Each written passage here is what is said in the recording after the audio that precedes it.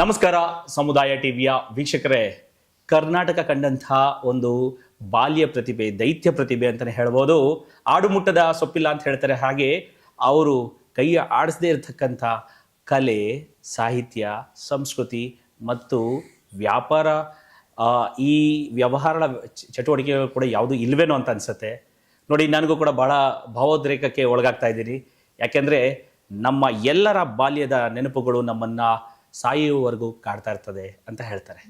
ಹಾಗಾಗಿ ನಮ್ಮ ಬಾಲ್ಯವನ್ನು ಭಾಳ ಸುಂದರವನ್ನಾಗಿಸಿ ಕನ್ನಡ ಚಿತ್ರರಂಗಕ್ಕೆ ಬಹಳ ಒಂದು ಮನರಂಜನೆಯ ಒಂದು ಸಾಗರವನ್ನೇ ಕೊಡುಗೆಯಾಗಿ ನೀಡಿದ್ದಾರೆ ನಮ್ಮೆಲ್ಲರ ಅಚ್ಚುಮೆಚ್ಚಿನ ಮಾಸ್ಟರ್ ಮಂಜುನಾಥ್ ಸರ್. ಸರ್ ನಮಸ್ಕಾರ. ಸರ್ ಎಲ್ಲ ವೀಕ್ಷಕರಿಗೂ ನನ್ನ ನಮಸ್ಕಾರ. ಸರ್, ತಾವು ಬಾಲನಟಕನಾಗಿ ಅನೇಕ ಚಿತ್ರಗಳು, ಧ್ರುವತಾರಗಳೊಂದಿಗೆ ನಟನೆ ಮಾಡಿದ್ದೀರಾ. ಸೊ ಅದನ್ನ ಪಟ್ಟಿ ಹೇಳಕ್ಕೆ ಆಗಲ್ವೇನೋ ನಮಗೂ ಕೂಡ. ವಿಕಿಪೀಡಿಯಾದಲ್ಲಿ ಹುಡುಕಿದ್ರು ಕೂಡ ದೊಡ್ಡ ಒಂದು ಗ್ರಂಥನೇ ಆಗ್ಬಿಡ್ತದೆ. ಯಾಕೆ ಅಂತಂದ್ರೆ, ಒಂದು ನೋಡಿ ಸ್ವಾಮಿ, ನಾವು ಇರೋದು ಹೀಗೆ. ಆ ಚಿತ್ರದಲ್ಲಿ ಮಂಜನ ಪಾತ್ರ ಇರ್ಬೋದು ಅನ್ಸುತ್ತೆ. ಚೊಟ್ಟೆ ಅಂತ ಕರೀತಾರೆ, ನಿಜವಲ್ಲ ಅದು ಮರ್ತೋಗಿದೆ ನನಗೆ. ಚೊಟ್ಟೆ ಚೊಟ್ಟೆ ಅಂತ ಕರೆದು ಶಂಕರ್ನಾಗ್ ಅವರು, ಅದೇ ನನ್ನ ಹೆಸರು ತರ ಆಗ್ಬಿಟ್ಟಿದೆ ಅದು. Yes sir. ಹಾಗೆ ನಮ್ಮ ಸ್ವಾತಿ ಕಿರಣಂ ರಾಷ್ಟ್ರ ಮಟ್ಟದಲ್ಲಿ ಸಂಗೀತ ಪ್ರಧಾನವಾದಂತಹ ಚಿತ್ರದಲ್ಲಿ ನಮ್ಮ ಕರ್ನಾಟಕದ ಹೆಮ್ಮೆಯ ನಮ್ಮ ಮಾಸ್ಟರ್ ಮಂಜುನಾಥ್ ಸರ್ ಅದರಲ್ಲಿ ನನ್ನ ಪ್ರಕಾರ ಗಂಗಾಧರಂ ಪಾತ್ರ ಅಂತ ಅನ್ಸುತ್ತೆ. ಅಂಥ ಪಾತ್ರಗಳನ್ನು ಮಾಡಿ, ಆಮೇಲೆ ಪ್ರೀತಿ ಮಾಡಿ ನೋಡುವೆ ಅಂತ ಕಾಮಿಡಿ ಮಾಡಿ ನೋಡುವಂತ ನಮ್ಮ ಕಾಶಿನಾಥ್ ಅವ್ರದ್ದು, ಕಾಶಿನಾಥ್ ಅವ್ರ ಚಿತ್ರದಲ್ಲಿ ಗೋಪಿ ಡೋಲಕ್ ನುಡಿಸುವಂತ ಗೋಪಿ, ಹೀಗೆ ಹತ್ತಾರು ಚಲನಚಿತ್ರಗಳನ್ನು ಮಾಡಿ, ಜೊತೆಗೆ ನಮ್ಮ ಬಾಲಕರ ಮತ್ತು ಬಾಲ್ಯದ ಎಲ್ಲ ಕುಟುಂಬಗಳ ಪುಟ್ಟ ರಣಧೀರ ಅಂತ ಕರ್ಸ್ಕೊಂಡಿರ್ತಕ್ಕಂಥ ಮಾಸ್ಟರ್ ಮಂಜುನಾಥ್ ಇವತ್ತು ಮಂಜುನಾಥ್ ಆಗಿದ್ದಾರೆ. ಮಂಜುನಾಥ್ ಸರ್ ಆದರೂ ನಮ್ಮ ಮನಸ್ಸಲ್ಲಿ ಮಾಸ್ಟರ್ ಆಗೇ ಉಳ್ಕೊಂಡಿರತಕ್ಕಂಥ ನಮ್ಮ ಮಂಜುನಾಥ್ ಸರ್ನ ಭೇಟಿ ಮಾಡಿ ಇವತ್ತು ಸಮುದಾಯ ಟಿವಿ ಒಂದೆರಡು ವಿಷಯಗಳನ್ನ ತಮ್ಮ ಮೂಲಕ ಹಂಚ್ಕೊಳಕ್ ಸಿದ್ಧ ಇದೆ. ಬನ್ನಿ ಅವನ್ನ ಮಾತಾಡ್ಸೋಣ. ನನಗಿಂತ ಚೆನ್ನಾಗಿ ಅದ್ಭುತವಾಗಿ ಮಾತಾಡ್ತಾರೆ ಹಸನ್ಮುಖಿ, ಇನ್ಯಾಕೆ ಅವ್ರನ್ನೇ ಮಾತಾಡ್ಸೋಣ. ಸರ್ ನಮಸ್ಕಾರ. ಸರ್ ನಮಸ್ಕಾರ. ಸರ್, ಹೇಗನ್ನಿಸ್ತು ಸರ್ ಸಮುದಾಯ ಟಿವಿ ಬಂದು ನಿಮ್ಮನ್ನು ಭೇಟಿ ಮಾಡಿ? ತುಂಬಾ ಖುಷಿ ಆಗ್ತಾ ಇದೆ. ಯಾಕಂದ್ರೆ ನೀವು ನಿಮ್ಮ ಏನಂತಾರೆ ಮೆಸೇಜ್ಗಳಲ್ಲಿ ಅಥವಾ ಇದರಲ್ಲೂ ನಿಮ್ಮ ಕಮ್ಯುನಿಕೇಶನ್ ತುಂಬಾ ಸ್ಪಷ್ಟವಾಗಿದೆ, ಕ್ಲಿಯರ್ ಆಗಿದೆ. ಸರ್ ಇಲ್ಲ, ನಾವು ನಿಮ್ಮ ಫ್ಯಾನ್, ನಾವು ಬಂದು ಮೀಟ್ ಆಗಬೇಕು ಅಂತ. ತುಂಬಾ ಹಾಗಿದ್ದೀರಾ, ಬ್ಯುಸಿ ಇದ್ದೀರಾ, ಫ್ರೀ ಇದ್ದೀರಾ ಅಂತ ಕೇಳಿಲ್ಲ ನೀವು. ಸ್ಟ್ರೈಟ್ ಅವೇ ನಂಗೆ ಇದೆ ಮೀಟ್ ಮಾಡ್ಬೇಕು ಸರ್, ತಮ್ಮ ಹತ್ರ ಮಾತಾಡ್ಬೇಕು ಅಂತ. ತುಂಬಾ ಖುಷಿ ಆಯ್ತು. ತಮ್ಮ ರೀಸೆಂಟ್ ಆಗೆಲ್ಲ ನೀವು ಟಿವಿ ಮತ್ತೆ ನಿಮ್ಮ ಚಾನೆಲ್ದು ಇದೆಲ್ಲ ಎಕ್ಸ್ಪಾನ್ಷನ್ ಮಾಡ್ತಾ ಇದ್ದೀರಾ, ಅದಕ್ಕೆ ಬೆಸ್ಟ್ ವಿಶಸ್. ಸೊ ಖುಷಿಯಾಗಿ ನಾನು ಇಲ್ಲ ಮಾತಾಡೋಣ ಬನ್ನಿ ಅಂತ ನಾನು ಇದು ಮಾಡಿದ್ದು. Thank you very much sir. Sir, ನಮ್ಮ ವೀಕ್ಷಕರಿಗೆ ನಿಮ್ಮ ಬಾಲ್ಯದ ಬಗ್ಗೆ ಒಂದೆರಡು ವಿಷಯಗಳು ತಿಳ್ಕೊಬೋದಾ? ಇದೆಲ್ಲ ಪಾಪ ಈಗಿನ ಕಾಲದ ವೀಕ್ಷಕರಿಗೆ ಸ್ವಲ್ಪ ಅದನ್ನು ಊಹಿಸ್ಕೊಳ್ಳೋದು ಕಷ್ಟ ಅನಿಸುತ್ತೆ. ಈಗ ನನ್ನ ಫಸ್ಟ್ ಸಿನಿಮಾ ಅಜಿತ್ ಅಂತ 79, 80 ಮಾಡಿದ್ದು. ಅಂಬರೀಷ್ ಅವ್ರದ್ದು, ಅವರು ಮೇನ್ ಹೀರೋ ಆಗಿದ್ರು. ಸೊ ಅಲ್ಲಿಂದ ಶುರು ಆದದ್ದು. ಅವರು ನನ್ನ ಆ್ಯಕ್ಟಿಂಗ್ ಮೇಲೆ ತುಂಬ ಪ್ರೀತಿ ಬಂದು, ಈ ಹುಡುಗ, ನಾನು 3 ವಯಸ್ಸಿದ್ದಾಗ ನನಗೆ, ಸೊ ಈ ಹುಡುಗ ತುಂಬ ಚೆನ್ನಾಗಿ ಮಾಡ್ತಾನೆ, ಹೇಳಿದೆಲ್ಲ ಕರೆಕ್ಟಾಗಿ ಮಾಡ್ತಾನೆ ಅಂತ ಒಂದು ಭಾವಿಸಿ ಇನ್ನೊಂದು 3 ಸಿನಿಮಾಗಳು ಅವ್ರ ಜೊತೆನೇ, ಒಂದು 3 ಮುತ್ತಿನಂತತಿಗೆ, ಟೋನಿ, ಜಗ್ಗು ಅಂತ ಒಂದು ಸಿನಿಮಾ ಮಾಡಿದೆ. ಜಗ್ಗು ಅನ್ನೋ ಸಿನಿಮಾ ಸಿಕ್ಕಾಪಟ್ಟೆ ಸೂಪರ್ ಹಿಟ್ ಆಯಿತು. ಅದರದ್ದು ಜೊತೆಗೆ ನನ್ನ ತುಂಬ ಲಕ್ ಆಗಿದ್ದು ಅಂಬರೀಷ್ ಅವ್ರದ್ದು ಸಿನಿಮಾನೇ ಹೊಸ ತೀರ್ಪು ಅನ್ನೋದ್ರಲ್ಲಿ ಶಂಕರ್ನಾಗ್ ಅವ್ರದ್ದು ಫಸ್ಟ್ ಅವ್ರು ಡೈರೆಕ್ಷನ್ ಮಾಡಿದ್ರು ಅದು. ಸೊ ತುಂಬ ಯುನೀಕ್ ಮೂವಿ, ತುಂಬ ಚಾಲೆಂಜಿಂಗ್ ಮೂವಿ. ಅದರಲ್ಲಿ ಅವರ ಫಸ್ಟ್ ಪರಿಚಯ, ಅವ್ರ ಡೈರೆಕ್ಟರ್, ನನ್ನ ಆ್ಯಕ್ಟರ್. ಅವ್ರ ಆ್ಯಕ್ಟಿಂಗಲ್ಲಿ ನಾನು ಫಸ್ಟ್ ಸಿನಿಮಾ ಮಾಡಿದ್ದಲ್ಲ. ಸೊ ಅವ್ರಿಗೆ ಅದು ಏನು ಕೆಮಿಸ್ಟ್ರಿ, ಏನು ಒಂದು ಕಂಫರ್ಟ್ ಝೋನ್ ಹೋದ್ವೋ ಏನೋ ಗೊತ್ತಿಲ್ಲ. ಅದಾದಮೇಲೆ ಕಂಟಿನ್ಯೂಸ್ ಆಗಿ ಅವ್ರದ್ದು ಯಾವುದೇ ಹೋಮ್ ಪ್ರೊಡಕ್ಷನ್, ಏನೇ ಸಿನಿಮಾ ಇರಲಿ, ನಾನು ಅದು ಇದ್ದೇ ಇರ್ತಾ ಇದೆ. ಸೊ ನೋಡಿ ಸ್ವಾಮಿನ ಅವ್ರದ್ದಾಗೆ, ಪರಮೇಶ್ವರಿ ಪ್ರೇಮ್ ಪ್ರಸಂಗ, ಆ ಥರದ್ದೆಲ್ಲ ಒಂದಷ್ಟು ಸಿನಿಮಾಗಳು ಮಾಡಿದೆ. ಆ್ಯಂಡ್ ಅಫ್ಕೋರ್ಸ್ ಎಲ್ಲರೂ ನೀವೆಲ್ಲ ನೋಡಿರುವಂಥದ್ದು, ತುಂಬಾ ಅಪ್ರಿಷಿಯೇಟ್ ಮಾಡೋವಂಥದ್ದು ಮಾಲ್ಗುಡಿ ಡೇಸ್. ಅವರಿಂದಾನೇ ಒಂದು ಸ್ವಾಮಿ ಅನ್ನೋ ಪಾತ್ರ, ಸ್ವಾಮಿ ಆ್ಯಂಡ್ ಹಿಸ್ ಫ್ರೆಂಡ್ಸ್ ಅನ್ನೋ ಪಾತ್ರದಲ್ಲಿ ಮೇನ್ ಲೀಡ್ ಒಂದು ಆಪ್ಷನ್, ಅಂದರೆ ಒಂದು ಆಪರ್ಚುನಿಟಿ ಅವ್ರು ಕೊಟ್ಟರು. जानता है इसके पिताजी कौन है? Deputy police superintendent. तो क्या हुआ? इसका मतलब ये तो नहीं कि वो फिरंगी नखरे करके अंग्रेजी बोले? अच्छी अंग्रेजी बोलता है वो। हाँ, वो मद्रास की इंग्लिश स्कूल से आया है ना। आया होगा, घमंडी कहीं का। पर वो होशियार है मणि, एक पूरा टर्म गंवाने के बाद भी 70% मार्क्स मिले हैं उसे। ಅದು national level, international level appreciation ಬಂದಿದ್ದರಿಂದ ನನಗೆ ಒಂಥರ ಇಡೀ ಇಂಡಿಯಾನೇ ಓಪನ್ ಅಪ್ ಆದಂಗೆ ಆಯಿತು. ಸೊ ಅಗ್ನಿಪಥ್, ಹಳೆ ಅಮಿತಾಬ್ ಬಚ್ಚನ್ ಸರ್ದು ಮೂವಿಯಲ್ಲಿ ನಾನು ಯಂಗರ್ ಅಮಿತಾಬ್ ಆ್ಯಕ್ಟ್ ಮಾಡಿದೆ. ಬೇನಾಮ್ ಬಾದ್ಶಾ, ವಿಶ್ವಾತ್ಮ, ಇಂಥ ಹಿಂದಿ ಸಿನಿಮಾಗಳು ಮಾಡಿದೆ, ಉತ್ಸವ ಅಂತ ಹಳೇದು ಮಾಡಿದ್ದೆ. ಸೊ ಈ ಥರ ಆಮೇಲೆ ಟೆಲಿವಿಷನ್ ನೀವು ಹೇಳಿದ್ರಿ ಮೆಕ್ಯಾನಿಕ್ ಬುದ್ಧ ತುಂಬ ನಮಗೆ ಫೇವ್ರೆಟ್ ಆದಂಥದ್ದು, ಸ್ಟೋನ್ ಬಾಯ್, ಈ ಥರದೆಲ್ಲ ಒಂದಷ್ಟು ಸಿನಿಮಾ ಇದೆಲ್ಲ ಮಾಡಿದೆ. ಟೋಟ್ಲಿ ಅರೌಂಡ್ 68 ಮೂವೀಸ್ ಮಾಡಿದ್ದೀನಿ. ಅದರಲ್ಲಿ ಕೊನೆಯದು ನನ್ನ ಲಾಸ್ಟ್ ಆ್ಯಕ್ಚುಯಲ್ ಫಿಲ್ಮು ಸ್ವಾತಿ ಕಿರಣಂ. ಅಂದರೆ ಒಂದು 68th ಮೂವಿ ಹೇಳಬೇಕು ಅಂತಂದರೆ. ಸೊ ಅದು ಅಫ್ಕೋರ್ಸ್ ಕೆ ವಿಶ್ವನಾಥ್ ಸರ್, ಏನು ಹೇಳಬೇಕಾದಿಲ್ಲ. ದೇವಮಕ್ಷರಂ ಪರಮಂ ಪದಂ ವಿಶ್ವತಃ ಪರಮಾನ್ ನಿತ್ಯಂ ವಿಶ್ವಂ ನಾರಾಯಣಗುಂ ಹರಿಂ ವಿಶ್ವಮೇವೇದಂ ಪುರುಷಸ್ತದ್ವಿಶ್ವಮುಪಜೀವತಿ ಪತಿಂ ವಿಶ್ವಸ್ಯಾತ್ಮೇಶ್ವರಗುಂ ಶಾಶ್ವತಗುಂ ಶಿವಮಚ್ಯುತಂ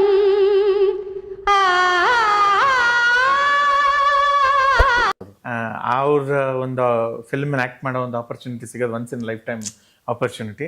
ಬಟ್ ನನಗೆ ತುಂಬಾ ಚಾಲೆಂಜಿಂಗ್ ಅನ್ಸಿದ್ದು ಏನಕ್ಕೆ ಅಂತಂದ್ರೆ ನನಗೆ ನಿಜವಾಗ್ಲೂ ಹಾಡು ಹೇಳಕ್ಕೆ ಬರಲ್ಲ, ತೆಲುಗುನೂ ಅಷ್ಟು ಬರ್ತಾರಲ್ಲ ಆ ಟೈಮಲ್ಲಿ. ಸೊ ಎದುರುಗಡೆ ನೋಡಿದ್ರೆ ಮಮ್ಮೂಟಿ ಸರ್ ಇದ್ದಾರೆ, ಆ ಕಡೆ ಇವರಿದ್ದಾರೆ ರಾಧಿಕಾ.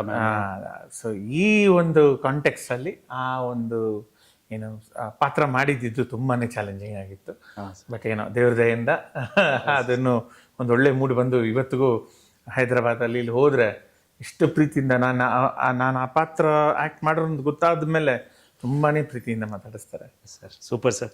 ಸರ್ ನಿಮ್ಮ ಸಿನಿ ರಂಗಕ್ಕೆ ಒಂದು ರೀತಿ ಆಹ್ವಾನ ಆಗಿರಲಿ, ಅವಕಾಶ ಆಗಲಿ, ಹೆಂಗೆ ಅದನ್ನು ತಿಳ್ಕೊಬೋದು ಸರ್? ಆ್ಯಕ್ಚುಲಿ ಆಕಸ್ಮಿಕ ಅದು. ನಮ್ಮ ತಂದೆ ತಾಯಿ ಇಬ್ಬರೂ BHEL ಅಲ್ಲಿ ಕೆಲಸ ಮಾಡ್ತಾಯಿದ್ರು, ಯಶವಂತಪುರ. ಅಲ್ಲಿ ಇಬ್ಬರು ಪಬ್ಲಿಕ್ ಸೆಕ್ಟರ್ ಯೂನಿಟಲ್ಲಿ ಕೆಲಸ ಮಾಡೋರು. ಅವ್ರ ಜೊತೆ ಒಬ್ಬರು ವರ್ಕ್ ಮಾಡೋರು ಬೆಕಿನ್ ಕೃಷ್ಣ ಅಂತ, ಅವರೊಂದು ಪಾರ್ಟ್ ಟೈಮ್ ಪ್ರೊಡಕ್ಷನ್ ಮ್ಯಾನೇಜರ್ ಅವರು. ಸೊ ಅವ್ರದ್ದು ಐ ಥಿಂಕ್ ಎಲ್ಲೋ ಒಂದು ಕಡೆ ಈ ಸಣ್ಣ ಮಗುದು ಪಾತ್ರಕ್ಕೆ ಕಾಸ್ಟ್ ಮಾಡೋದೆಲ್ಲ ಮಿಸ್ ಮಾಡ್ಕೊಂಡ್ರು ಅನ್ಸುತ್ತೆ. ಸೊ ಲಾಸ್ಟ್ ಮಿನಿಟಲ್ಲಿ ನಾನು ಅಲ್ಲೇ ನರ್ಸರಿ, ಅಮ್ಮ ವರ್ಕಿಂಗ್ ಮದರ್ ಇಂದ ಅಲ್ಲೇ ನರ್ಸರಿ ಇರ್ತಾ ಇದ್ದೆ. ಸೊ ಅಲ್ಲಿ ಅವ್ರು ಬಂದು, ಇಲ್ಲ ಇವತ್ತು ಒಂದು ಸಣ್ಣ ಪಾತ್ರ ಇದೆ, ಒಂದು 2 days ಅಷ್ಟೇ ಶೂಟಿಂಗು, ಹೇಗಾದರೂ ಮಾಡಿ ನೀವು ಒಪ್ಕೊಳ್ಳಿ ಅಂತ ಹೇಳಿದಕ್ಕೆ ಸರಿ ತಕ್ಷಣ ನಾವು ಅಲ್ಲಿಂದ ಅಲ್ಲಿ ಕರ್ಕೊಂಡು ಹೋಗಿ ಅಜಿತ್ ಅನ್ನೋ ಸಿನಿಮಾ ಅಲ್ಲಿ ಮುಸ್ರಿ ಕೃಷ್ಣಮೂರ್ತಿ ಅವ್ರ ಮಗ ಜೈಮಾಲಾ ಅವರು ನನ್ನ ಕಿಡ್ನಾಪ್ ಮಾಡಿಬಿಡ್ತಾರೆ, ಅಂಬರೀಷ್ ಅವರು ನನ್ನನ್ನು ಸೇವ್ ಮಾಡ್ತಾರೆ ಅನ್ನೋ ಒಂದು ಸನ್ನಿವೇಶ. ಸೊ ಅದು ನನ್ನ ಲೆಕ್ಕಗೆ ಇವತ್ತಿಗೆ ಹೇಳ್ತಾರೆ, ಅವಾಗ ತುಂಬ ಹೇಳಿದ ತಕ್ಷಣ ಕರೆಕ್ಟಾಗಿ ಮಾಡಿದ್ನಂತೆ, ಸಾಂಗಲ್ಲಿ ಲಿಪ್ಸಿಂಕ್ ಮಾಡೋದು ಕರೆಕ್ಟಾಗಿ ಮಾಡಿದ್ನಂತೆ. ಸೊ ಅದು ಅಂಬರೀಷ್ ಅವ್ರಿಗೆ ತುಂಬಾ ಖುಷಿಯಾಗಿ ನೆಕ್ಸ್ಟ್ ಏನೇ ಇದ್ರೂ ಅಂದರೆ ಅವರು ಒಂದಷ್ಟು ಸೀರೀಸ್ ಆಫ್ ಸಿನಿಮಾಗಳಲ್ಲಿ ಇಂಟ್ರೊಡ್ಯೂಸ್ ಮಾಡಿದ್ರು. ಸರ್ ಇಷ್ಟು ಒಂಥರ ಕನ್ನಡ ಚಿತ್ರರಂಗದ ಒಂದು ಕಡ್ಡಾಯವಾದಂಥ ಪಾತ್ರ ಅಂತ ಮಾಸ್ಟರ್ ಮಂಜುನಾಥ್ ಆಗಿತ್ತು ಆ ಸಂದರ್ಭದಲ್ಲಿ. Thank you. ಆಮೇಲೆ ಆಗ ಟೆಂಟ್ಗಳು ಅಂತ ಇರ್ತಿದ್ವು ಚಿತ್ರ. ನಾನು ಹೋಗಿ ನೋಡಿದ್ದೀನಿ ಸರ್. ನಮ್ಮ ಯಶವಂತಪುರ ದಿವಾನ್ರಪಳ್ಳಿ ಅಂತಿತ್ತು, ಅಲ್ಲೊಂದು Krishna tent, Krishna touring talkies ಅಂತ ಒಂದಿರೋದು, ಅಲ್ಲಿ ಹೋಗಿ ನಾನು ನೋಡ್ತಾ ಇದ್ದೆ. ಆ ಟೆಂಟ್ಗಳಲ್ಲಿ ಮಾಸ್ ಆಡಿಯನ್ಸು ಬಹಳ ಜನ ವೀಕ್ಷಕರು, ಎಲ್ಲ ಕೂಲಿ ಕಾರ್ಮಿಕರು, ಆಟೋ ಡ್ರೈವರ್ಸು, ಅವ್ರ ಮಕ್ಕಳು, ಈ ರೀತಿ ಇರೋರಿಗೆ ಒಂದು ಐಕಾನ್ ಅಂತ ನೀವು ಕ್ರಿಯೇಟ್ ಆಗ್ಬಿಟ್ಟಿದ್ರಿ. ಅಯ್ಯೋ ಹೌದಾ, ನಂಗೆ ಗೊತ್ತಿರಲ್ಲ. ನಿಮ್ಮನ್ನ ಕಾಲಿಂದ ಹಿಂಗೆ ಮುಖದವರೆಗೂ ತೋರಿಸುವಂಥ ಪದ್ಧತಿ ಅವಾಗ ಪ್ರಾರಂಭ ಆಗಿತ್ತು. ಅವಾಗ ನಿಮ್ಮನ್ನು ತೋರಿಸಿದ್ರ ವಿಜುವಲ್ಸ್ ಅಷ್ಟು ಬರ್ತಿತ್ತು. ನಮ್ಗೆ ಹತ್ರದಲ್ಲಿ ಒಂದು KP ಅಗ್ರಹಾರ ಅಂತಿದೆ. KP ಅಗ್ರಹಾರದಲ್ಲಿ ಭಾಗ್ಯಲಕ್ಷ್ಮಿ ಟೆಂಟ್ ಅಂತ ಇತ್ತು. ಅದಕ್ಕೆ ನಮ್ದೊಂದು ಸ್ವಾರಸ್ಯಕರವಾದಂಥ ವಿಷಯ ಆಗುತ್ತೆ. ನಮ್ಮ ಅತ್ತೆಯವರು ನಮ್ಮನ್ನ ಹುಡುಗ ಅಂತ ಕರ್ಕೊಂಡು ಹೋದ್ರೆ ಟಿಕೆಟ್ ಕೇಳ್ತಾರೆ ಅಂತ ಹೇಳ್ಬಿಟ್ಟು ಕಂಕ್ಳ ಇಟ್ಕೊಂಡು ಕರ್ಕೊಂಡು ಹೋಗೋರು. ಟಿಕೆಟ್ ಇರಲ್ಲ, ಅವ್ರು ಕೇಳಿದ್ರೆ ಸಣ್ಣ ಹುಡುಗ ಬಿಡ್ರಿ, ಏನೋ ಅವ್ರಿಗೆ ವೀಸಾ ಬಂದಿದ್ಯಾ ಅಂತ ಅಂದ್ಬಿಟ್ಟು ಕರ್ಕೊಂಡು ಹೋಗೋರು. ಅಲ್ಲಿ ಕರ್ಕೊಂಡು ಹೋದ ತಕ್ಷಣ ಮರಳಲ್ಲಿ ಕುಣ್ಸೋರು, ಚೇರು ದುಡ್ಡಿದ್ರೆ ಚೇರು, ಇಲ್ದಿದ್ರೆ ಮರಳು ಬಂದೆ. ನಿಮ್ದು ಕುತ್ಕೊಂಡು ನೋಡ್ತಿದ್ರೆ ಅಂಜದ ಗಂಡು, ಆಮೇಲೆ ಅದೇನು ಲವ್ ಮಾಡಿ ನೋಡು, ಯುದ್ಧಕಾಂಡ, ಆ ಪಾತ್ರಗಳು ನೋಡ್ತಿದ್ರೆ ರಣಧೀರ, ಪ್ರೇಮಲೋಕದಲ್ಲಿ ನಿಮ್ಗೆ ಆದಂತ ಒಂದು ಗೀತೆ, ಹೀರೋಯಿನ್ ಜೊತೆ ನೀವು ಹಾಡೋದನ್ನ ನಾವು ಎನಾಕ್ಟ್ ಮಾಡ್ಕೊಳಕ್ ಹೋಗಿ ಮನೇಲಿ ಬೈಸ್ಕೊಂಡು, ಈ ತರದೆಲ್ಲ ಒಂದು ಸ್ವಾರಸ್ಯಕರವಾಗಿ ನಡೀತಾ ಇತ್ತಲ್ಲ ಸರ್. ಸೊ ಆಗ ನಡೀತಾ ಇದ್ದಂಥ ಒಂದು ಸಡನ್ ನಿಮ್ಮ ಸಿನಿ ಪ್ರಯಾಣ ಸಡನ್ ಆಗಿ ನಿಂತೋದಕ್ಕೆ ಕಾರಣ ಏನು ಸರ್? ಆ್ಯಕ್ಚುಲಿ ಆ ಟೈಮಲ್ಲಿ ನೀವು ಯೋಚನೆ ಮಾಡಿ ನೋಡಿದ್ರೆ ಈ ಟೀನೇಜರ್ಸ್ದು ರೋಲ್ಸ್ ಆ ಥರ ಎಲ್ಲ ಇರಲಿಲ್ಲ, ತುಂಬ ಕಮ್ಮಿ ಇತ್ತು ಆ ಟೈಮಲ್ಲಿ. ಏನೇ ಇದ್ರೂ ಒಂದು ಇಲ್ಲ ಚೈಲ್ಡ್ ಆ್ಯಕ್ಟರ್ ಆಗಿ ಮಾಡಬೇಕು, ಇಲ್ಲ ನೆಕ್ಸ್ಟ್ ಒಂದು ಹೀರೋ ಆಗಿ ಮಾಡಬೇಕು. ಪ್ಲಸ್ ನಂದು ಎಜುಕೇಷನ್ಗೆ ಒಂದು ಅಂದರೆ 10th ಹತ್ರ ಬಂತು. 10th ಏನೋ PUC ಅಥವಾ ಎಜುಕೇಷನ್ ಮುಗಿಸೋ ಅಂಥದ್ದು ನಾನ್ ನೆಗೋಷಿಯಬಲ್ ಮನೆಯಲ್ಲಿ. ತಂದೆ ತಾಯಿಯವರು ಇಬ್ಬರು ಹೇಳಿದ್ರು, ನೀನು ಯಾವತ್ತೇನೋ ಫೇಲ್ ಆದರೆ ಅಷ್ಟೇ ನಿನ್ನ ಸಿನಿಮಾ ಇದು ಅಂತ. ಸೊ ನಾನು ಏನು ಯಾವುದೇ ಕಾರಣಕ್ಕೂ ಫೇಲ್ ಆಗಬಾರ್ದು ಒಂದು ಕಡೆ. ಎರಡನೇದು ಇಂಥ ದಿಗ್ಗಜರು ಯಾರು, ಶಂಕರ್ನಾಗ್ ಸರ್, ಅಂಬರೀಷ್ ಸರ್ ಆಗಲಿ, ರವಿಚಂದ್ರನ್ ಸರ್ ಆಗಲಿ, ವಿಷ್ಣು ಸರ್ ಆಗಲಿ, ಯಾರೇ ಆಗಲಿ, ಅವರು ಕ್ಲಾರಿಟಿ ಇತ್ತು, ಯಾವುದೇ ಕಾರಣಕ್ಕೂ ಎಜುಕೇಷನ್ ನಿಲ್ಲಿಸೋ ಪ್ರಶ್ನೆನೇ ಇಲ್ಲ. ಅದನ್ನ ಆದ್ಯತೆ ಕೊಡದೆ ಬೇರೆ ಏನೋ ಮಾಡ್ತೀನಿ ಅನ್ನೋ ಪ್ರಶ್ನೆನೂ ಇರ್ತಾ ಇಲ್ಲ. ಸೊ ನನಗೆ ಒರಿಜಿನಲಿ ನಾನು ಸ್ಟಾಪ್ ಮಾಡಿದ್ದು ಏನು ಎಜುಕೇಶನ್ ಮುಗಿಸಿ ಒಂದು ಬ್ರೇಕ್ ಕೊಟ್ಟು ನಾನು ಏನೊಂದು ಚೈಲ್ಡ್ ಆಕ್ಟರ್ ಇಂದ ಅಥವಾ ಸ್ವಾತಿ ಕಂಡಮಲ್ ನೋಡಿದಿರ ಒಂದು ಲೆವೆಲ್ ಬಾರ್ಡರ್ ಲೈನ್ ಟೀನೇಜರ್. ಹೌದು. ಅಲ್ಲಿಂದ ನೆಕ್ಸ್ಟ್ ಮೈನ್ ಸ್ಟ್ರೀಮಿಗೆ ಬರೋದಾದ್ರೆ ಆಪರ್ಚುನಿಟಿ ಇದ್ರೆ ಬರಬೇಕು ಅನ್ನೋ ಒಂದು ಯೋಚನೆಯಲ್ಲಿ ಒಂದು ಬ್ರೇಕ್ ತಗೊಂಡೆ. ಪ್ಲಸ್ ಒಂದು ಲೆವೆಲ್ ಆಫ್ ಸ್ಯಾಚುರೇಷನ್ ಆಗಿತ್ತು, ಅಂದ್ರೆ ಎಲ್ಲಾ ಥರದ ರೋಲ್ಗಳು ಆಗೋಗಿತ್ತು. ಏನು ಅಂತ ಮಾಡೋಂಥದ್ದು ಅಷ್ಟು ನನಗೆ ಒಂದು ಒಂಥರ ಮಜಾ ಕೊಡ್ತಾ ಇರಲಿಲ್ಲ. ಅಂದ್ರೆ ಹೋದ್ರೆ ತಿರ್ಗಾ ಅದೇ ಇದೆ ಆ ಥರನೂ ಆಗ್ತಾ ಇತ್ತು. ಸೊ ಅಫ್ಕೋರ್ಸ್ ನನ್ನ ಆ್ಯಕ್ಟಿಂಗ್ ಎಲ್ಲ ಅದು ರಿಫ್ಲೆಕ್ಟ್ ಆಗೋಗುತ್ತೆ. ಸೊ ಇದೊಂದು ಬ್ರೇಕ್ ಕೊಟ್ಟರೆ ಕರೆಕ್ಟಾಗಿ ಇದಾಗುತ್ತೆ ಅಂತ ಅಂದ್ಕೊಂಡು ನಾನು ಸ್ಟಾಪ್ ಮಾಡಿದ್ದು. ನನ್ನ ಬ್ಯಾಡ್ ಲಕ್ಗೆ ಒಂದು ಮಿಡ್ 90s ಸ್ವಲ್ಪ ಕನ್ನಡ ಚಿತ್ರರಂಗ ಅಷ್ಟು ಚೆನ್ನಾಗಿ ಅದು ಓಡ್ತಾ ಇರಲಿಲ್ಲ. ಆಪರ್ಚುನಿಟೀಸ್ ಎಲ್ಲ ಸ್ವಲ್ಪ ಕಮ್ಮಿ ಇರ್ತಾ ಇತ್ತು ಆ ಟೈಮ್ಗೆ. ಈಗ ನನ್ನ ಗುಡ್ ಲಕ್ಗೆ ನಂದು ಏನು ದೇವ್ರು ನನಗೆ ಬರೀ ಆ್ಯಕ್ಟಿಂಗ್ ಸ್ಕಿಲ್ಸ್ ಅಲ್ದಿರ ಸ್ವಲ್ಪ ತಲೆನೂ ಕೊಟ್ಟಿದ್ದ, ಅಂದರೆ ಬ್ರೈನ್ ಪವರ್ಸ್ ಕೊಟ್ಟಿದ್ದ. ಸೊ ಆಗ ಎಲ್ಲ ಬೆಂಗಳೂರಲ್ಲಿ ಇಡೀ ಬೆಂಗಳೂರಿನ ಐ ಟಿ .com ಅಂತ ಇರ್ತಾ ಇತ್ತು. ನನ್ನ ಫ್ರೆಂಡ್ಸ್ ಎಲ್ಲರೂ BMS ಅಲ್ಲಿ ಓದಿರೋರು ಬೈದರೆ. ಸೊ ಅವರೆಲ್ಲರೂ IT ಕಂಪನಿಗಳಿಗೆ ಸೇರಿದ್ರು. ನನಗೂ ಆಸೆ, ನನಗೂ ಟ್ಯಾಗ್ ಈ ಥರ ಒಂದು ಹಾಕೋಬೇಕು, IT ಕಂಪ್ಯೂಟರ್ ಮುಂದೆ ಎಲ್ಲ ಕೆಲಸ ಮಾಡಬೇಕು ಅಂತ. ಸರಿ, ನಾನು art student, English literature, economics, sociology Mysuru ಯೂನಿವರ್ಸಿಟಿಯಿಂದ. ಸೊ ಲಿಟ್ರೇಚರ್ ಇದೆಯಲ್ಲ ಅಂತ ಅಂದ್ಬಿಟ್ಟು ಕಂಟೆಂಟ್ ರೈಟರ್ ಆಗಿ ಸೇರ್ಕೊಂಡೆ ವೆಬ್ಸೈಟ್ಗೆ. ಅದು ನನಗೆ ಅದು ಹೆಂಗೆ ಡೋರ್ ಓಪನ್ ಮಾಡ್ತು ಅಂದರೆ SSLC PUC ಡಿಪ್ಲೊಮಾ ರಿಸಲ್ಟ್ಸ್ ಎಲ್ಲ ಫಸ್ಟ್ ಟೈಮ್ ನಾವು ಇಂಟರ್ನೆಟ್ ಅಲ್ಲಿ ಹಾಕ್ಸಿದ್ದು 2000. ಇಡೀ ಇಂಡಿಯಾಲೇ ನಮ್ಮ website was the first one ಹಾಕ್ಸಿದ್ದು. ಈ ಥರದೆಲ್ಲ ಒಂದಷ್ಟು ನನಗೆ ಏನೋ ಸಕ್ಸಸ್ಗಳು ಕಂಡೆ ಅದರಲ್ಲಿ. ಯಾವ ವರ್ಷ ಅಂತ ನೆನಪಿದೆಯಾ? 2000 ಸರ್. 2001 ಅಲ್ಲಿ SM ಕೃಷ್ಣ ಸರ್ ಆಗ BATF ಅಂತ ಇತ್ತು. ಏನು ಗವರ್ನೆನ್ಸ್ ಪ್ರಾಜೆಕ್ಟ್ಸ್, ಡಿಜಿಟೈಸೇಷನ್, ಇದ್ರಲ್ಲೆಲ್ಲ ಒಂದಷ್ಟು ಆಪರ್ಚುನಿಟಿ ಸಿಕ್ತು. ಹಂಗಾರೆ ನಿಮ್ಗೆ ಅದು 2K ಪ್ರಾಬ್ಲಮ್ ಅಂತ ಗೊತ್ತಿರುತ್ತೆ.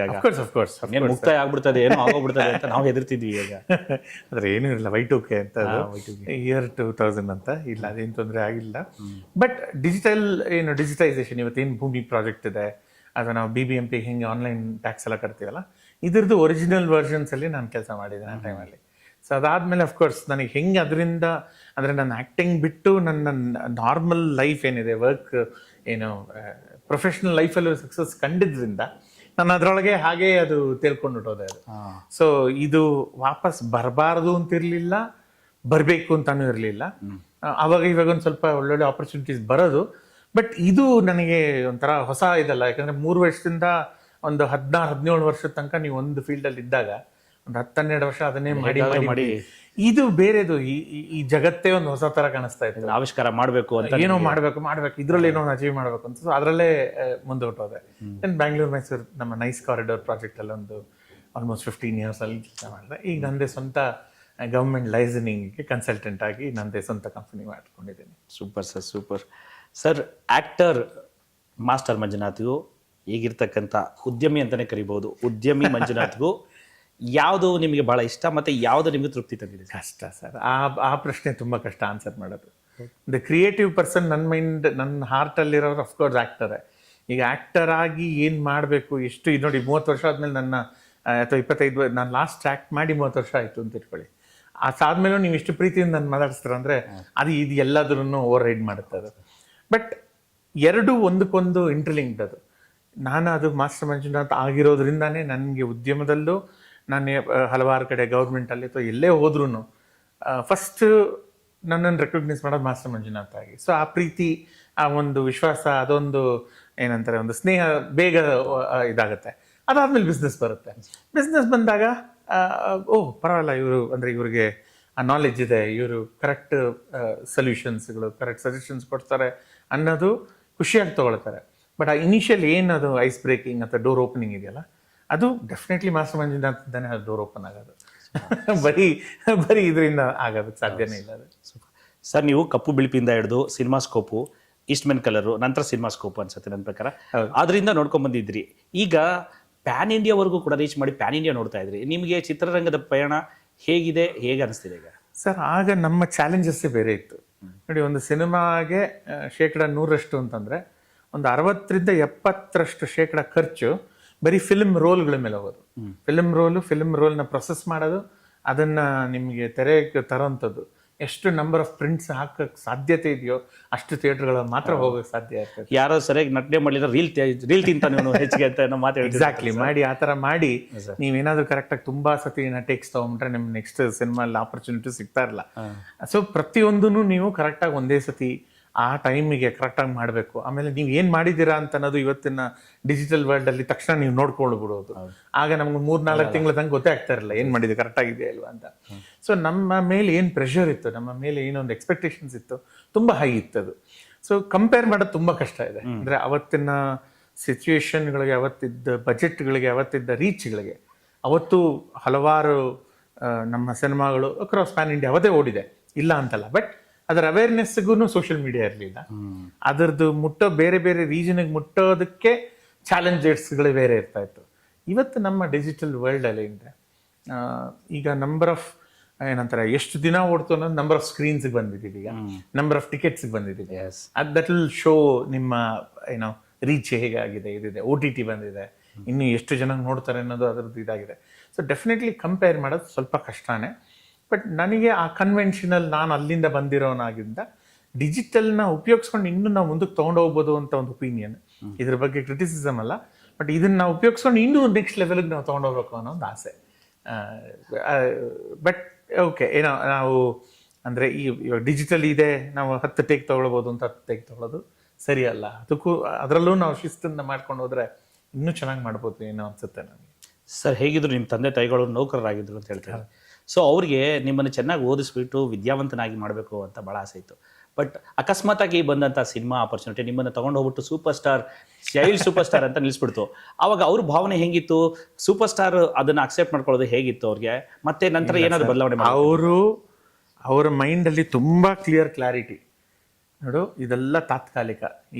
ಈ ಫೇಮ್, ನೇಮ್ ಎಲ್ಲನೂ ತಾತ್ಕಾಲಿಕ. ಎಜುಕೇಷನ್ ಒಂದೇ ಕೊನೆ ತನಕ ಇರೋದು ನಿನಗೆ. ಸೊ ಮಾಸ್ಟರ್ ಮಂಜುನಾಥನ್ನ ಗೇಟ್ ಹೊರಗಡೆ, ನಮ್ಮ ಮನೆ ಗೇಟ್ ಒಳಗಡೆ ಬಂದ ಅಂದರೆ ನಮ್ಮ ಯಶವಂತಪುರದಲ್ಲಿ ತ್ರಿವೇಣಿ ರೋಡಲ್ಲಿ ಒಂದು ಸಣ್ಣ ಒಂದು ಇದರಲ್ಲಿ ಒಂದು ಆಸ್ಬೆಸ್ಟೋಸ್ ಶೀಟ್ ಮನೆ. ಅಲ್ಲಿಂದ ನಮ್ಮ ಸಿನಿಮಾ ಇದರಿಂದ ಒಂದು ಸ್ವಲ್ಪ ಒಂದು ಸಿಮೆಂಟ್ ರೂಫ್ ಮನೆಗೆ ಮಾಡ್ಕೊಂಡ್ವಿ. ಬಟ್ ಆ ಟ್ರಾನ್ಸಿಷನ್ ಇದ್ದಿದ್ದು ತುಂಬ ಸಿಂಪಲ್. ಅವ್ರಿಗೆ ಏನೇ ನಮ್ದೆಲ್ಲ ಏನಂತಾರೆ ನೇಮ್ ಫೇಮ್ ಎಲ್ಲ ಏನು ಎಷ್ಟು ಕಮ್ಮಿ ಇತ್ತು ಎಷ್ಟು ಜಾಸ್ತಿ ಇತ್ತು ಗೊತ್ತಿಲ್ಲ. ಬಟ್ ನನ್ನ ತಲೆಗಂತೂ ಹೋಗಿಬಿಡಲಿಲ್ಲ ಅವರು. ಬಟ್ ಅದು ತುಂಬಾ ಕ್ಲಾರಿಟಿ ಇತ್ತು. ನಿಂದೆಲ್ಲಾನು ಮಾಸ್ಟರ್ ಮಂಜುನಾಥಲ್ಲ, ಗೇಟ್ ಅವ್ರಿಗೆ ಮನೆಗೆ ಬಂದರೆ ನೀನು ಜಸ್ಟ್ ಮಂಜು ಏನಿದೆ ಅದನ್ನು ಆ ನಾರ್ಮಲ್ಸಿ. ನನ್ನ ಸ್ಕೂಲ್ನವ್ರಿಗೂ ಅದಕ್ಕೆ ಥ್ಯಾಂಕ್ಸ್ ಹೇಳ್ಬೇಕು. ನನಗೆ ನನ್ನ ಆ ರೀತಿ ನೋಡಲಿಲ್ಲ, ಆ ಥರ ಅಂದರೆ ಅದನ್ನು ನನ್ನ ತಲೆಗೆ ಹೋಗೋ ರೀತಿ ಅವರು ನಡ್ಕೊಂಡಿಲ್ಲ, ನನ್ನ ನಡೆಯೋಕ್ಕೂ ಬಿಡಲಿಲ್ಲ. ಸೊ ಅದು ತುಂಬಾ ಸಿಂಪಲ್ ಲೈಫ್ ನಮಗೆ. ಅದು ಸಿನಿಮಾ ಅಲ್ಲಿ ಹೋದೆ, ಮಾಡಿದೆ, ಅದಾಯಿತು, ತುಂಬ ಜನ ಅಪ್ರಿಷಿಯೇಟ್ ಮಾಡ್ತಾರೆ. ಮನೆಗೆ ಬಂದರೆ ನನ್ನ ನಾರ್ಮಲ್ ಇದು ಸೇಮ್ ಪ್ರೆಷರ್, ಎಕ್ಸಾಮ್ ಬರೀಲೇಬೇಕು, ಟೆಸ್ಟ್ ಮಾಡಲೇಬೇಕು, ಪಾಸ್ ಆಗಲೇಬೇಕು, ಸ್ಕೂಲಲ್ಲಿ ನಾವು ಸ್ಪೆಷಲ್ ಇದು ಏನೂ ಇರ್ತಾ ಇರಲ್ಲ. ಸೊ ನನಗೆ ಎಲ್ಲಿ ರ್ಯಾಂಕು ಫಸ್ಟ್ ರ್ಯಾಂಕ್ ಅದೆಲ್ಲ ಇಲ್ಲ, ಪಾಸ್ ಆದರೆ ಹೆಚ್ಚು. ಪಾಸ್ ಆಗಿ ಏನಾದರೂ ಒಂದು 40-50 ಎಲ್ಲ ಬಂದ್ಬಿಟ್ರೆ ತುಂಬ ಸಕ್ಸಸ್, ಎಲ್ಲ ಸೆಲೆಬ್ರೇಷನ್ ನಮ್ಮ ಮನೇಲಿ ಆ ಥರ. ಸೊ ಅಂದರೆ ನನ್ನ ಕಷ್ಟಗಳು ಗೊತ್ತಿತ್ತು ಅವರಿಗೆ. ಅಂದರೆ ನಾನೇನು ಬೇಕು ಅಂತ ಓದ್ದೇ ಇರೋದು ಅಂತಲ್ಲ, ನಾನು ಅರ್ಧ ಟೈಮ್ ನನ್ನ ಸಿನಿಮಾ ಎಬಿಲಿಟಿ ಅವ್ರಿಗೆ ಗೊತ್ತಾಗ್ಬಿಟ್ಟಿತ್ತು ಅವರಿಗೆ. ಬಟ್ ಆ ಶಾರ್ಟ್ ಟರ್ಮ್ ಮೆಮರಿ ತುಂಬ ಚೆನ್ನಾಗಿದ್ದರಿಂದ ನಾನು ಹಿಂಗೋ ಸ್ಕ್ರೈಪ್ ಮಾಡ್ಕೊಂಡು ಬಂದ್ಬಿಟ್ಟೆ ನಾನು. ಸೊ ಡೆಫಿನೆಟ್ಲಿ ಅವರಿಗೆ ತುಂಬ ಖುಷಿ ಆಗ್ತಾ ಇತ್ತು.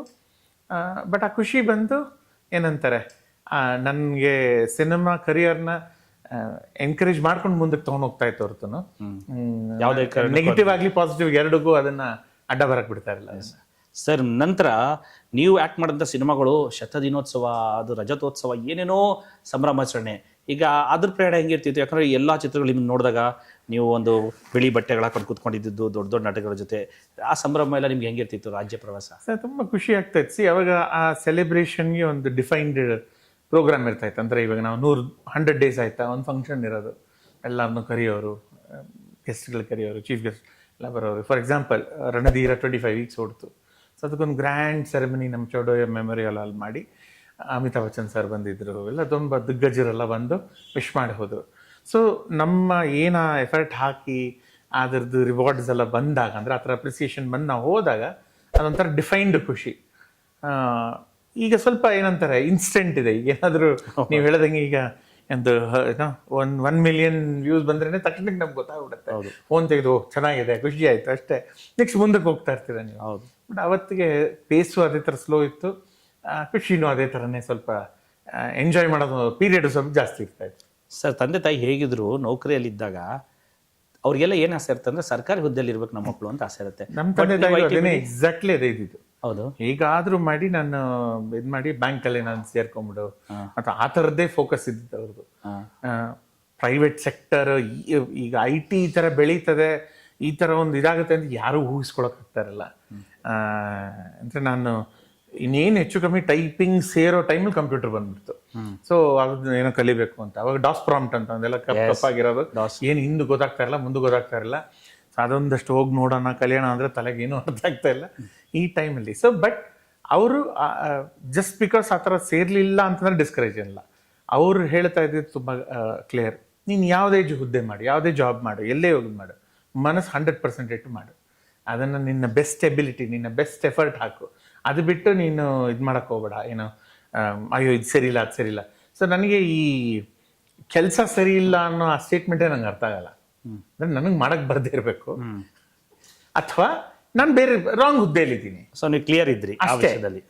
ಸೊ ನನಗೆ ಮಾಡಕ್ಕೆ ಬಂದ್ರೆ ನಾನು ಚೆನ್ನಾಗಿ ಮಾಡಬೇಕು ಅಷ್ಟೇ. ಅದರಲ್ಲಿ ಏನು ಇನ್ ಬಿಟ್ವೀನ್ ಇಲ್ಲ. ಕೆಲಸ ಏನೇ ಇರಲ್ಲ, ನಮ್ಮ ಕೈಯಲ್ಲಿ ಮಾಡೋದು ಮಾಡೋಕ್ಕಾಗದಿರೋದು ಅದರ ಎಬಿಲಿಟಿ ಇರ್ತದೆ ಹೊರತು ಕೆಲಸನೇ ಅದು ಕಸ ಗುಡಿಸೋದಾಗ್ಲಿ, ಒಂದು ಇದು ಮ್ಯಾನೇಜರ್ ಕೆಲಸ ಆಗಲಿ, ಎರಡೂ ಒಂದೇ ನನ್ನ ಪ್ರಕಾರ. ಸೊ ಮನಸ್ಸಿಟ್ಟು ಕರೆಕ್ಟಾಗಿ ಮಾಡೋದಕ್ಕೆ ಚೆನ್ನಾಗೇ ಬರುತ್ತೆ. ಚೆನ್ನಾಗಿ. ಸೊ ಆನ್ ಹೈಂಡ್ ಸೈಟ್ ಅವತ್ತಿಗೆ ನಾನು ಅದು ಚೂಸ್ ಮಾಡಿದ್ದು ಇವತ್ತವರೆಗೂ ನನ್ನ ಇಲ್ಲಿವರೆಗೂ ಕರ್ಕೊಂಡ್ಬಂದಿದೆ. ಅದು ಸರ್ಕಾರಿ ಇದ್ರಲ್ಲಿ ಹೋಗಿ ಸೆಟ್ಲ್ ಆಗ್ಬಿಟ್ಟಿದ್ರೆ ಹೌದು, ನಾನು ಬೆಳೀತಾ ಇರ್ಲಿಲ್ವೋ ಏನೋ ಗೊತ್ತಿಲ್ಲ ನನಗೆ. ಸೂಪರ್. ಹೊಸ ಚಾಲೆಂಜಸ್ ಅಕ್ಸೆಪ್ಟ್ ಮಾಡಿದ್ರೆ ಸರ್. ಈಗ ನೀವು ಕೆಲಸ ಅನ್ನೋದನ್ನ ಹೇಳಿದಾಗ ನನಗೊಂದು ಅದು ವಿಷಯ ಜ್ಞಾಪಕ ಬಂತು. ಕನ್ನಡ ಚಿತ್ರರಂಗದಲ್ಲಿ ಕೆಲಸ ಅಂತಂದ್ರೆ ಶಂಕರ್ ನಾಗ್, ಕ್ರಿಯಾಶೀಲತೆ ಅಂದ್ರೆ ಶಂಕರ್ ನಾಗ್. ಶಂಕರ್ ನಾಗ್ ಅವ್ರ ಜೊತೆಗೆ ಸುವರ್ಣ ಯುಗರೇ ನೋಡ್ಬಿಟ್ಟಿದ್ದೀರಾ ಬಿಡಿ, ಅದರಲ್ಲಿ ಎರಡನೇ ಮಾತಿಲ್ಲ. ನೀವು ನೋಡಿ ನಮಗೂ ತೋರಿಸಿದ್ದೀರಾ, ನಾವು ಕೂಡ ಅದು ನೋಡಿ ನಿಮ್ಮಲ್ಲಿ ಒಂದು ಭಾಗ, ಅಂದ್ರೆ ನಿಮ್ಮ ಚಿತ್ರಗಳಲ್ಲಿ, ನಿಮ್ಮ ಪಾತ್ರಗಳಲ್ಲಿ ನಾವು ನೋಡಿಕೊಂಡು ನಮ್ಮ ಜೀವನದಲ್ಲಿ ಒಂದು ಭಾಗ ಅನ್ಸ್ಕೊಬಿಟ್ಟಿದ್ವಿ. ಆದರೆ ಅವರ ಅಗಲಿಕೆ ನಿಮ್ಮ ಜೀವನದಲ್ಲಿ ಎಷ್ಟು ತುಂಬಲಾರದ ನಷ್ಟ ಆಯಿತು? ಅಲ್ಲ, ತುಂಬಾನೇ ಸರ್. ಅದು ಏನು ಭರಿಸಲಾಗದ ನಷ್ಟ. ಅದರಲ್ಲಿ ಅದನ್ನು ವರ್ಡ್ಸ್ ಸಿಗಲ್ಲ ನನಗೆ ಅದನ್ನು ಎಕ್ಸ್ಪ್ಲೈನ್ ಮಾಡೋದ್ರಲ್ಲಿ. ನಾನು ಅನ್ಫಾರ್ಚುನೇಟ್ಲಿ ಬೆಂಗಳೂರಲ್ಲೂ ಇರಲಿಲ್ಲ, ಇಂಡಿಯಾಲ್ಲೂ ಇರಲಿಲ್ಲ.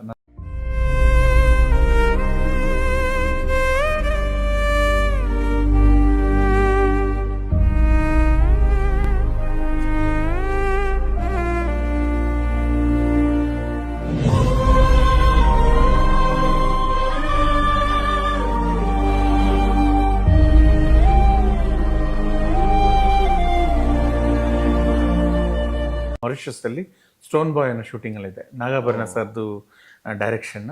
ಅಲ್ಲಿ ಇದ್ವಿ ನಾವು. ಸೊ ಇವತ್ತಿನ ಥರ ಡೈಲಿ ಫ್ಲೈಟು ಅದೆಲ್ಲ ಇರ್ತಾ ಇರಲ್ಲ, ವಾರಕ್ಕೊಂದು ಫ್ಲೈಟ್ ಇರೋದು. ಇಲ್ಲಾಂದರೆ ಶಿಪ್ಪಲ್ಲಿ ಬರಬೇಕು. ಶಿಪ್ಪಲ್ಲಿ ಬಂದರೆ 1.5 ತಿಂಗಳೇನಾಗೋದು, ಸೊ ಅದಾಗಲ್ಲ. ಸೊ ಅಷ್ಟು ದೂರದಲ್ಲಿ ಇದ್ದಿದ್ದರಿಂದ ನಾನು ಬಂದು ಲಾಸ್ಟಲ್ಲಿ ನಾನು ನೋಡೋಕ್ಕೂ ಆಗಿಲ್ಲ ನಾನು. ಬಟ್ ಸಿಂಪಲ್ ಶಾರ್ಟ್ ಆನ್ಸರ್ ಅಂದರೆ ಫಸ್ಟು ನಂಬಕ್ಕಾಗಲಿಲ್ಲ. ಇನ್ಫ್ಯಾಕ್ಟ್ ಇವತ್ತಿಗೂ ಒಂದು ಎಲ್ಲೋ ಒಂದು ಕಡೆ ನಂಗೆ ನಂಬಿಕೆನೂ ಇಲ್ಲ. ಬಟ್ ಅಂದರೆ ಅದು ರಿಯಾಲಿಟಿ ಗೊತ್ತಾದ ಮೇಲೆ ತುಂಬ ತುಂಬ ತುಂಬ ಕಷ್ಟ, ತುಂಬ ಅಂದರೆ ಅದನ್ನು ಪ್ರಾಸೆಸ್ ಮಾಡದೇ ಇರೋಷ್ಟು ಒಂದು ನೋವು. ಅಗೇನ್ ಒಂದು ಲೈಫಲ್ಲಿ ಹೇಗೆ ಡೀಲ್ ಮಾಡಬೇಕು ನಮ್ಮ ತಂದೆ ತಾಯಿಯವ್ರು ಹೇಳಿದ್ರು, ನೋಡು ಆಯಿತು, ಇದಾಗೋಯ್ತು, ಏನೂ ಮಾಡೋಕ್ಕಾಗಲ್ಲ. ಅವ್ರು ಇಷ್ಟು ವರ್ಷ ನೀನು ಏನು ಒಳ್ಳೇದು ಹೇಳ್ಕೊಟ್ಟಿದ್ದಾರೆ, ಅದನ್ನು ನಿನ್ನ ಮೈಂಡಲ್ಲಿ, ನಿನ್ನ ಹೃದಯದಲ್ಲಿ ಸಾಯಕ್ಕೆ ಬಿಡಬೇಡ. ಅದನ್ನು ಕಾಪಾಡಿಕೊಂಡು ಅವರು ಹೇಳ್ಕೊಟ್ಟಂಥ ರೀತಿ ನೀತಿಗಳಲ್ಲಿ ನಡ್ಕೊಂಡು ಹೊಟ್ಟೋದ್ರೆ ಅವ್ರ ಹೆಸರಿಗೆ, ಅವರ ಒಂದು ಮೆಮರಿಗೆ ನೀನು ಒಂದು ರೆಸ್ಪೆಕ್ಟ್ ಕೊಟ್ಟಂಗೆ ಆಗುತ್ತೆ. ಸೊ ಇವತ್ತಿಗೂ ನಾನು ಅವರೆಲ್ಲೋ ಇದ್ದಾರೆ ಅಂದರೆ ಎಲ್ಲೋ ಇದೆ, ಯಾಕಂದರೆ ಅವ್ರ ಯೋಚನೆಗಳು ನನ್ನ ಮೈಂಡಿಂದ ಹೋಗಿಲ್ಲ. ಅವರು ನಡೆದುಕೊಟ್ಟಂಥ ದಾರಿ ಅಥವಾ ಅವರು ಬಿಹೇವ್ ಮಾಡಿದಂಥ ರೀತಿಗಳು ನನ್ನ ಕಣ್ಣಿಂದ ಎಲ್ಲೂ ಹೋಗಿಲ್ಲ, ನನ್ನ ಮೈಂಡಿಂದ ಎಲ್ಲೂ ಹೋಗಿಲ್ಲ. ಸೊ ಅದರಲ್ಲಿ ಏನೇನಾಗುತ್ತೋ ಎಷ್ಟಷ್ಟು ಅಳವಡಿಸ್ಕೊಳಕ್ಕಾಗುತ್ತೋ ನನ್ನ ಜೀವನದಲ್ಲಿ ಮಾಡ್ಕೊಂಡು ಹಾಗೇ ನಡ್ಕೊಂಡು ಬಂದ್ಬಿಟ್ಟಿದ್ದೇನೆ. ಸೊ ಅದರಿಂದ ದೈಹಿಕವಾಗಿ ಅವ್ರು ಇಲ್ಲದೆ ಇರ್ಬೋದು ಇಲ್ಲಿ, ಬಟ್ ಮನಸ್ಸಲ್ಲಿ ನನ್ನ ಮೈಂಡಲ್ಲಿ ಯಾವತ್ತೂ ಇದ್ದೇ ಇರ್ತಾರೆ ಸರ್. Super sir. ನಿಮ್ಮ ಕಣ್ಣಲ್ಲೇ ಗೊತ್ತಾಗತ್ತೆ ಅವ್ರ ಮೇಲೆ ಇದ್ದಂಥ ಅಭಿಮಾನ ಮತ್ತು ಅವ್ರು ಕಳ್ಕೊಂಡಂಥ ನೋವು. ಸರ್, ಶಂಕರ್ ನಾಗ್ ಅವರಲ್ಲಿ ನೀವು ಇಷ್ಟಪಟ್ಟಂಥ ಗುರುಗಳು ಯಾವುದು ಮತ್ತು ಕಲಿಕೆಗೆ ನಿಮಗೆ ಅನುಕೂಲ ಮಾಡಿಕೊಟ್ಟಂಥ ವಿಷಯಗಳು ಯಾವುದು? ಸರ್, ಅವ್ರಿಗೂ ಅಗೇನ್ ಇದು ಒಂದು ವಿಚಾರ ಆಗಲ್ಲ ಅನ್ನೋ ಒಂದು ಪದನೇ ಗೊತ್ತಿರಲ್ಲ ಅವ್ರಿಗೆ. ಯಾವುದೇ ಇರಲಿ, ಅವ್ರು ಏನಾದರೂ ಅವ್ರದ್ದು ವಿಜುವಲೈಸೇಷನ್, ಸಿನಿಮಾ ಆಗಲಿ, ನಿಜ ಜೀವನ ಆಗಲಿ, ಇದಾಗಲ್ಲ ಅನ್ನೋದು ಗೊತ್ತಿರಲ್ಲ. ಮಾಡಬೇಕು, ಹೆಂಗೋ ಮಾಡಬೇಕು. ಅದು ನಮಗೆ ಅದನ್ನು ಹೇಗೆ ಮಾಡೋಕ್ಕೆ ಬರಲ್ಲ ಅನ್ನೋದು ಫ್ಯಾಕ್ಟ್, ಅದು ಆಗಲ್ಲ ಅನ್ನೋದು ಫ್ಯಾಕ್ಟ್ ಅಲ್ಲ.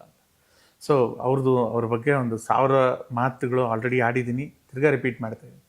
ಅವ್ರದ್ದು ಮೆಟ್ರೋ ಪ್ಲಾನ್ ಆಗಲಿ, ಕಾನ್ಸೆಪ್ಟ್ ಆಗಲಿ, ಎಕನಾಮಿಕಲಿ ವೀಕರ್ ಸೆಕ್ಷನ್ಸ್ಗೆ ಬಡವರಿಗೆ ಒಂದು ರೆಡಿಮೇಡ್ ಮನೆಗಳು ಮಾಡಿಕೊಡೋದಾಗಲಿ, ನಾನು ಸಿನಿಮಾ ಬಿಟ್ಟು ಹೇಳ್ತಾ ಇರೋದು, ನಂದೀಗ ರೋಪ್ ವೇ ಆಗಲಿ, ನಮ್ಮದು ಒಂದು ಫಿಲ್ಮ್ ಸಿಟಿ ಬಗ್ಗೆ ಆಗಲಿ, ಒಂದು ಈ ಥರ ಕೌಂಟ್ಲೆಸ್ ಅವ್ರದ್ದು ಪ್ಯಾಷನ್ ಇತ್ತು. ನಮ್ಮದೇ ಸಂಕೇತ್ ಇಲ್ಲಿ ರೀ-ರೆಕಾರ್ಡಿಂಗ್ ಸ್ಟುಡಿಯೋ, ನಾವು ಮುಂಚೆ ಎಲ್ಲ ಮಡ್ರಾಸ್ಗೆ ಹೋಗ್ತಾ ಇದ್ವಿ, ಅಲ್ಲಿಂದ ಅವ್ರು ಇಲ್ಲಿ ನಮ್ಮದೇ ಪ್ರಾಸೆಸಿಂಗ್ ಎಲ್ಲ ಮಾಡಿದ್ರು. ಸೊ ಅವ್ರದ್ದು ಒಂದಲ್ಲ ಎರಡಲ್ಲ ಅಂಡರ್ ವಾಟರ್ ಶೂಟಿಂಗ್ ಮಾಡಬೇಕಾ ಮಾಡಿಸಿದ್ರು. ಫಸ್ಟ್ ಇಡೀ ಹೆಚ್ಚು ಕಮ್ಮಿ ನನಗೆ ಭಾರತದಲ್ಲೇ ಫಸ್ಟ್ ನಾವು ಮಾಡಿದ್ದು ಒಂದು ಮುತ್ತಿನ ಕಥೆಯಲ್ಲಿ, ಮಾಲ್ಗುಡಿ ಡೀಸಲ್ಲೂ ಶೂಟಿಂಗ್ ಮಾಡಿದ್ವಿ. ಈ ಥರ ಅವ್ರಿಗೆ ಆಗೋದಿಲ್ಲ ಅನ್ನೋ ಒಂದು ವರ್ಡೇ ಗೊತ್ತಿರಲಿಲ್ಲ. ಒಂದು ಎರಡನೇದು ಟೈಮ್ ಯುಟಿಲೈಸೇಷನ್. ಯಾರಾದರೂ ಟೈಮ್ ಯುಟಿಲೈಸೇಷನ್ ಕಲಿಬೇಕು ಅಂದರೆ ನೋಡಿ, 10-12 ವರ್ಷ ಇದ್ದರು ಅಂದರೆ ಸಿನಿಮಾ ಇಂಡಸ್ಟ್ರಿಯಲ್ಲಿ ಎಷ್ಟು ಸಿನಿಮಾಗಳು ಮಾಡಿದ್ದಾರೆ, 90ಕ್ಕೂ ಹೆಚ್ಚು ಸಿನಿಮಾ ಮಾಡಿದ್ದಾರೆ, 14-18 ಡೈರೆಕ್ಷನ್ ಮಾಡಿದ್ದಾರೆ, 7-8 ಅವಾರ್ಡ್ಸ್ ಬಂದಿದೆ. ಅಂದರೆ ನಿಮಗೆ ಕೌಂಟ್ಲೆಸ್ ಆ್ಯಂಡ್ ಇದಿಷ್ಟು ಅಚೀವ್ ಮಾಡಿದ್ದಾರೆ.